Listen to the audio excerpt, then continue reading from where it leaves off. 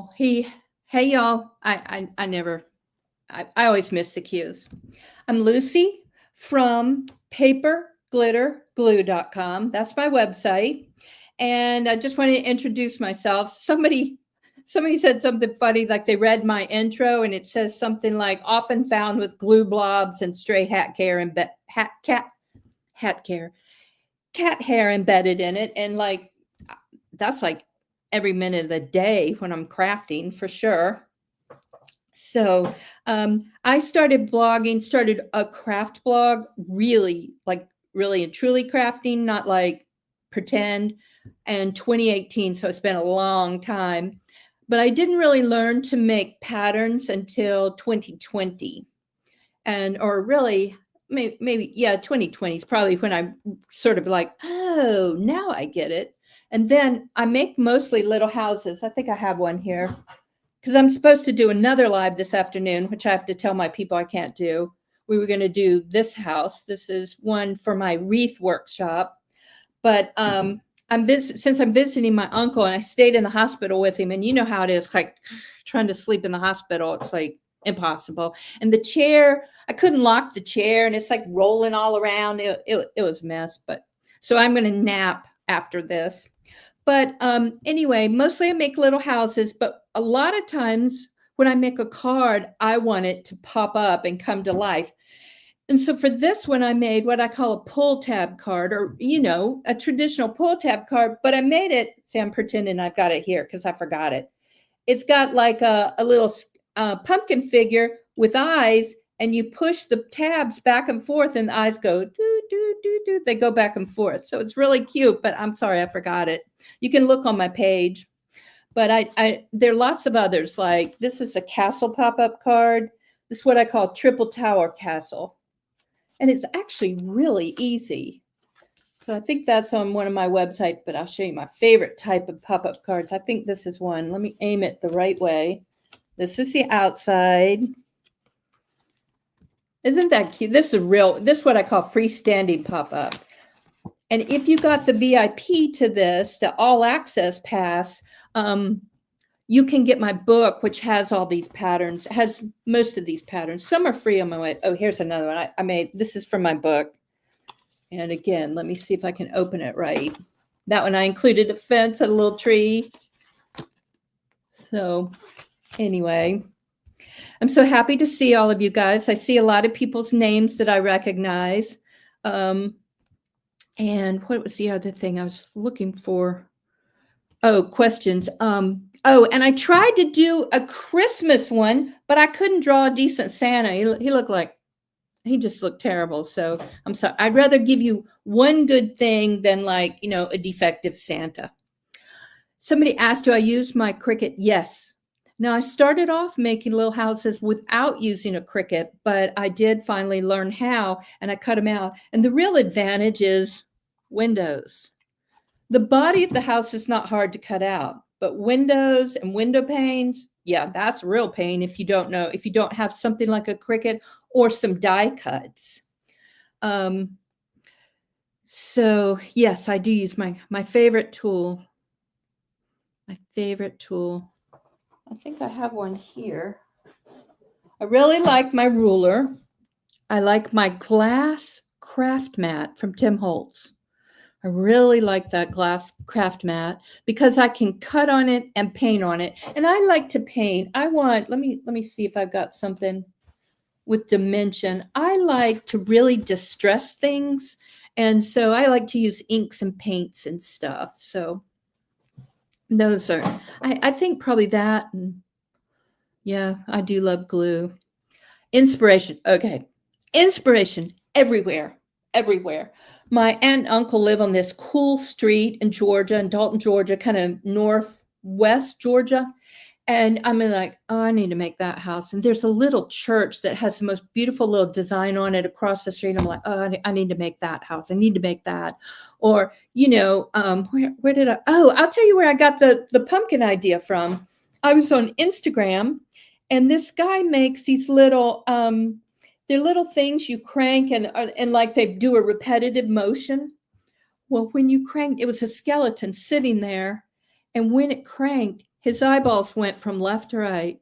I'm like, it was a polymer skeleton. I'm like, I can make a card. I can't make the whole little thing roll, but I can do a card where the eyes go from side to side. I just thought it was a fun detail. So that was just scrolling through Instagram, totally different thing, but I can apply it to my paper crafts. So yeah, honestly, everywhere. Oh, I was at Cracker Barrel this morning because, I'm staying in a hotel, and they gave me this little bottle. I got pancakes. I don't normally eat pancakes, too many carbs. But I got this little bottle of syrup, and I'm like, oh my gosh, I need to make potion bottles out of this little bottle. I actually didn't save it because I knew I'd get sticky all on my hands and everything, and my keys of the car, and then in the car. You know how sticky multiplies. So I didn't save the little bottle, but I mean, that's Cracker Barrel. That's sitting at a restaurant. I'm sorry, you're probably not supposed to mention, names like that. But anyway, I'm sitting in a restaurant, a little maple syrup jar, and it's like, poof, I have to make something with this. So anywhere for inspiration. Favorite technique. Okay. This one, it's maybe not just one technique, but I really like to figure out ways to distress things. So my current favorite, which I've used for, because I'm kind of involved with this big Halloween project, is crackle paint. I love to make crackle paint. And so instead of doing a painted siding or just cardstock, I will paint on a background color of cardstock. I will paint a layer of glue, just a relatively thin layer of glue, let it dry just a little bit, and then an overlayer of paint. And then the paint begins to crackle, and it's like magic. And so it looks like some really antique, ancient old house that's been abandoned. So that's my crackle paint technique. The other thing I love to do is stone. So I made a stone stencil, and then I like to paint it so that it has dimension. So I'll paint a base color over the whole stone, and that kind of functions as the mortar. And then the stencil, the raised part, I do layers of paint. Usually I start with a darker color of acrylic paint, and I'll paint that, and then I'll do highlights and lighter colors, and it looks like real stone. And so in terms of techniques, it's more like textural techniques. I just love to do that. Yeah, that's just a kind of a short thing. I think I've got videos in my YouTube channel on that. How did I get started crafting? Okay, most of you know, I recognize some names in the chat, so a lot of you know this already. I actually went to med school relatively late. Let me see how old I was. I graduated at 32, so that's relatively late. And I didn't really know what I wanted to specialize in. I sort of avoided it because I didn't want to admit. I wanted to be a pediatrician. I didn't want to admit, oh yeah, that's so typical. You want to be a pediatrician. Well, I was kind of made to be a pediatrician because I'm like goofy and unintimidating. Little kids don't go, oh, it's not some big male with a bushy beard that scares them. It's just a goofy lady going.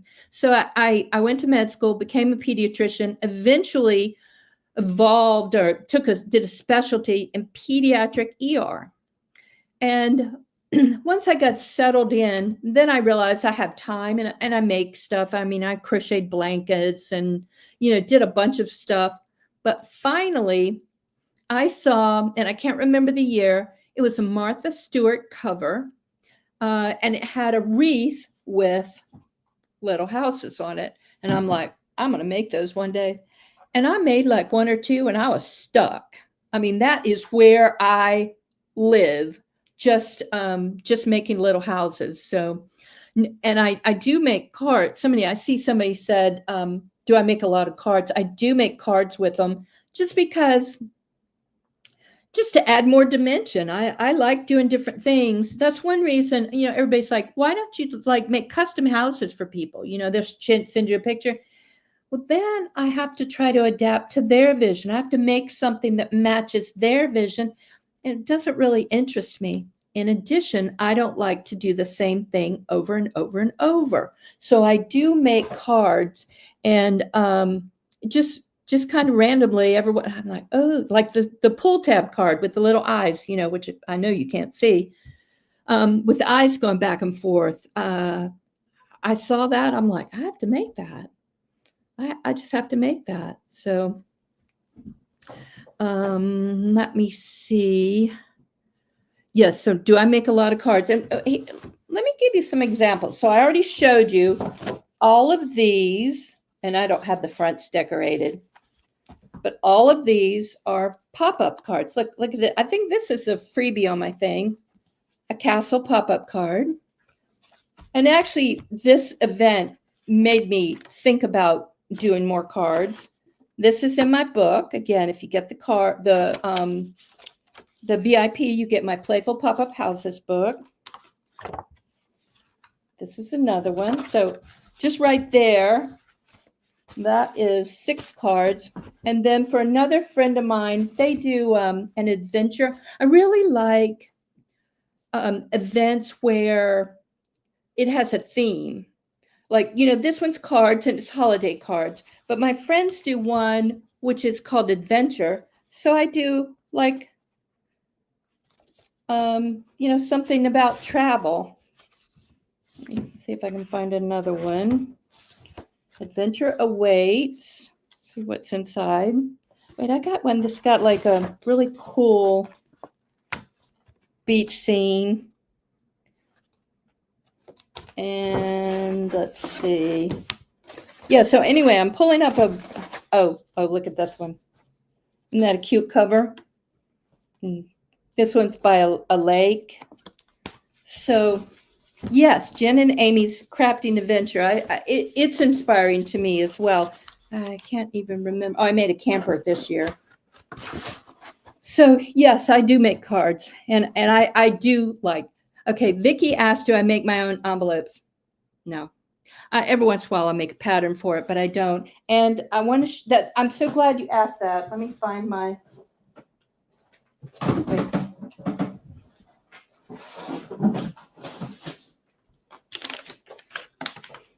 I'm at, like I said, I'm at my uncle's house while they're out. So I'm going to show you something. It's all wrinkled. But for the pumpkin card, I think you have to use an envelope like this. This is a 6x9. Oh, here's another one. Again, this is a spinner card I made. I think I made it for one of Brandy's events. It's a gnome spinner card. I made the llama pop up for, again, one of Stamp Me Some Love events. And this one, if I could get it, it's been squished in that envelope for a long time. This is like a, what do you call this? Y'all will know. A box card. So that's in the book too. Okay. Bauble Springs, no, but I'm going to, because I think that little pumpkin, if you added like a bobble to him, like, so you'd have double dimension, eyes moving, and then its little head bobbling around. I think that would be hysterical. And I've got some other Halloween figures that do that too. Yes, I need to incorporate some bobble. And eventually I will draw a Santa that looks good so he can bobble around. And I have a Mrs. Santa. I did them for one of my kind of Christmas blog posts. I call them dancing Santas. I don't think I have. Oh, I do have one here. I just have to barely step away. Always have to scoot over so you don't see my butt. Honestly, I'm here. I'm here.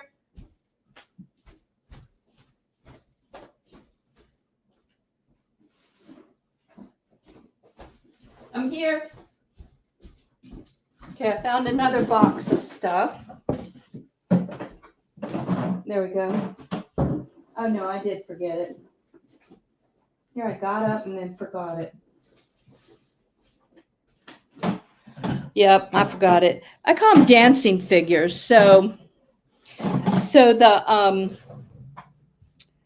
they're based on these vintage stuff is real inspiration for me. So like vintage graphics from a long time ago, but they're called dancing figures. They're these die cuts, and then they have like tissue paper accordion fold arms and legs, and they kind of jiggle a little bit. You could put them on a door and they'll jiggle. So I make some dancing figures. So I've got a Santa, a Mrs. Santa, a leprechaun, just scattered throughout my blog. So you could call them dancing figures. So you can see that. Oh, Michelle's asking about bobble spring. It's a little plastic piece you buy, and I think it's got a spring in it, and it makes things move around. So it's really fun for, an extra dimension. I like movement. So yes. Jerry asked if I have a YouTube channel. Yes, it's on YouTube, Paper Glitter Glue. So you can find me there. Action wobbles. Yeah. Yeah. I haven't ever bought them, but some ideas you're like, I have to bring that to life right now, like the pull tab, with the eyes moving back and forth. But some of them just kind of percolate, and then you're like, I don't know how to incorporate that, but I'm going to. So I just keep. I have a little notebook, and I'll do little sketches. And I mean, these are not pretty sketches. These are just little sketches of ideas and lists. Now, when I have an event, like I have an upcoming Halloween event, I have what's called an Airtable. I have a much more detailed sort of spreadsheet. Airtable is like, it's kind of like an idiot-proof spreadsheet. It's not like you had to grow up using Excel to understand how to use it. It's like you can put a picture in for inspiration, and then you write notes easily. So I love Airtable. So let's see. My summit freebie. Oh, it's my book. It's my book. Freebie. Oh, I don't remember what the freebie is. Everybody asks me this stuff. I don't remember. It was when you work on an event like this, you work so far ahead that sometimes it kind of escapes you. But with the VIP, you get my book, Playful Pop-Up Houses. Yes. And somebody's asking how many crafts you can make in a day if you're prepped. It just sort of depends. Because I told you I don't like to do things over and over, so I don't really do assembly line stuff. I've watched Tim Holtz videos. I love Tim Holtz. In terms of supplies, his paints, his distress inks, his blending tool, like his craft mat. I just love his tools. But he likes to do, he calls it compartmental makes, where ink, do this, cut out do your die cuts one day, sort them, get your, if you want to apply glitter to some little balls, get that all done, and then assemble on another day. But I don't like to make things over and over, so I don't really make it that way. So I'm like, I think I'll ink this. And then I'm like, it needs some glitter. So I don't get a lot done in a day. But for little houses, if you had a number cut together, and I actually pre-paint them, glue them, and then sometimes I have to touch it up, and then put them together, and then you have to wait, to do the glitter and glue. But you could do a whole bunch of houses in a day if you did have them cut out and like pre-painted. I think you could do a lot. Oh, this is an excellent question. What do I do with all my houses?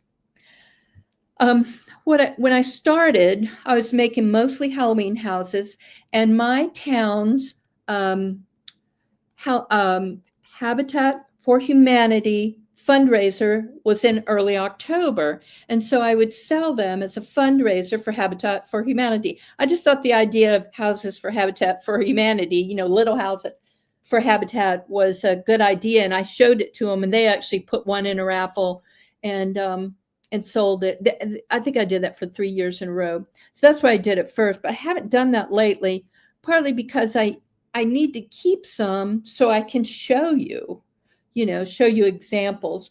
But so last year, some of the people who commented on my video, I'm like, I got 2 of these. I'll send you one. So, just kind of randomly share them. And I always, whenever I do something like that, because you don't know if they're going to like it. Not everybody likes homemade stuff. I mean, I consider this like more on the art side. It's not like high art, but